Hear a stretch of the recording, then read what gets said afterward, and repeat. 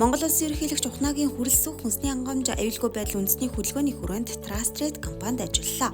Trust компани нь хүнсний хувьсгалын хүрээнд олгогддог хөнгөлөлтөд зээлд хамрагдаж 2023 оны 9-р сард халаал аргаар мал төхөөрөгч шинэ үйлдвэрийг ашиглалтад оруулсан байна. Одоогийн байдлаар тус үйлдвэр хоногт 500 бод 1000 бог мал төхөөрөх хүчин чадалтай. Монгол улсад жил бүр хамгийн багадаа 7-8 тонн буюу 160 мянган ширхэг хар туглагт хөхрийн хүчлийн батарей байгальд хаягддаг гэсэн судалгаа бий. Харин үүнээс ердөө 1200 орчим тонн буюу 30 мянган ширхгийг нь стандартын бус аргаар дахин боловсруулж гадаадад экспортлж байна. Аккумуляторыг стандартын бус аргаар дахин боловсруулах нь курс усыг хамгийн ихээр бохирдуулдаг байна. Тэгвэл байгаль орчин дээлтэй технологиор хар тугалган батарейг дахин боловсруулдаг дэлхийн жишгт үйлдвэр Электрокийн Монгол компанид Монгол Улсын ерөнхийлөгч хүрэлцэх ажиллалаа. Монгол Улсын ерөнхийлөгч Ухнагийн хүрэлцэх хүнсний хангамж аюулгүй байдлын үндэсний хөдөлгөөний хүрээнд Ажигана компани оргой дахианы аж ахуйд ажиллалаа.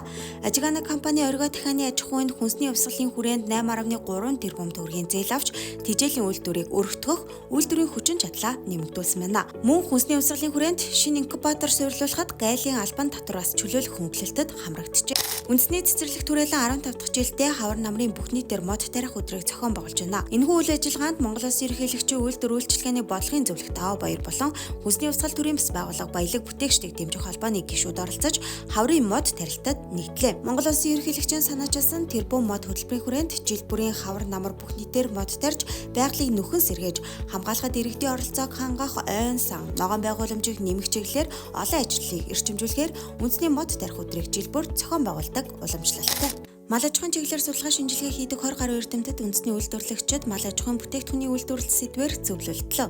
Уулзалтын гол зорилго нь эрдэмтдийн санал зөвлөгөөг сонсож бүтээгдэхүүнийхээ үн цэнийг өсгөх цаашдын стратеги тодорхойлох зорилгоор тус зөвлөлт уулзалтыг зохион байгуулсан байна. Уулзалтад Монгол Улсын ерөнхийлөгчийн үйлдвэр үйлчилгээний бодлогын зөвлөх Тав Баяр оролцож хүнсний хувьсгал үндэсний хөдөлгөөний явц зарим үр дүн сэдвийн хүрээнд илтгэл танилцууллаа.